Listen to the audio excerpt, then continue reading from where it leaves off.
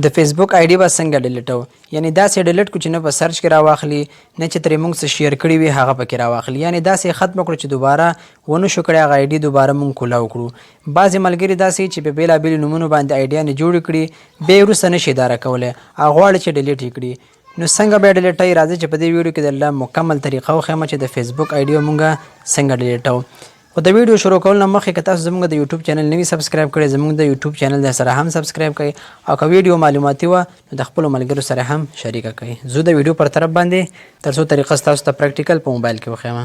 نو ګورئ تاسو به راشئ په خپل موبایل کې فیسبوک ته فیسبوک چې څنګه کولاو کړو نو ګورئ د ښي طرف ته د درې لاینې تاسو ښکاري په دې باندې تاسو کلیک کړئ چې څنګه په دې باندې کلیک کړو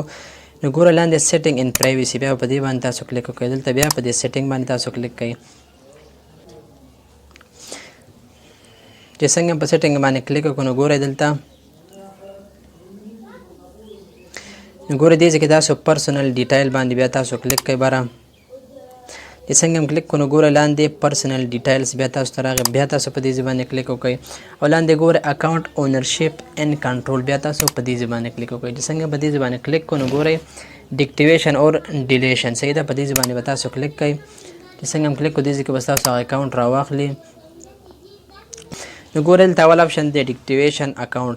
په دې باندې چې موږ څنګه کلیک کړو ګورئ په دې سره زموږ اکاونټ ډیلیټیږي نه په دې سره زموږ اکاونټ غیر فعاله کېږي صحیح ده زموږ د اکاونټ نه موږ څه شیان اپلوډولی نه شو مطلب موږ به خپل اکاونټ نه استعمالو صحیح ده او څه وخت لپاره موږ خپل اکاونټ غیر فعال کوو بیا وروسته فرض که بیا موږ بیرته فالو خپل اکاونټ موږ به په دې ډیکټیویشن اکاونټ باندې کلیک وکړو خپل اکاونټ غیر فعالول غواړو د څه وخت لپاره څه مودې لپاره مطلب میاشت لپاره هفتې لپاره موږ خپل اکاونټ غیر فعالول غواړو نو موږ په دې ډیکټیویشن اکاونټ باندې کلیک وکړو. تاسو غواړئ چې نه ما اکاونټ باید ډیلیټ شي یعنی ختم شي بیا په دې ډیلیټ اکاونټ باندې تاسو کلیک کړئ نو دا تاسو کنټینیو کړئ چې څنګه دا کنټینیو کړئ نو ګوره دغه څلور دې ځای کې به دا تاسو ته ټول د الاو دې کې یو دانه تاسو الاو کړئ چې کوم یو تاسو الاو کول غواړئ صحیح ده مطلب تا نه یو دلیل غواړئ چې په څه دلیل باندې ته خپل د فیسبوک اکاونټ ډیلیټول غواړئ دې ځای کې ته چې په هر یو باندې کلیک کړئ تاسو سره منل کېږي بیا تاسو دا کنټینیو کړئ چې څنګه کنټینیو کړئ بیا تاسو په دې کنفرم باندې کلیک کړئ څنګه په دې ځای باندې کلیک کړو نو ګورئ دلته وایي چې کنټینیو بیا به تاسو په دې باندې کلیک کړئ نو په دې ځای کې به تاسو خپل د فیسبوک کوم اکاونټ چې تاسو اوس ډیلیټوئ که نه د همغه اکاونټ پاسورډ به تاسو په دې ځای کې ورکړئ پاسورډ چې تاسو ورکړو دا بیا تاسو کنټینیو کړئ اگر که ماته د آی ډي پاسورډ زما نه د یاده وتی که نه تاسو مخکې مې دا آی ډي ډیلیټوله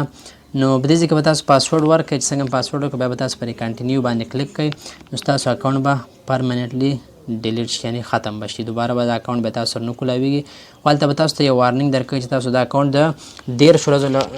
نه مخکې به تاسو دا نه کولاوئ که 13 ورځو نه مخکې نه تاسو دا اکاونټ بیا کولاو کړو نو تاسو سره بیا کولاویږي ډیلیټیږي نه 13 ورځې پورې به تاسو دا اکاونټ نه ډیلیټوئ بیا به تاسو سره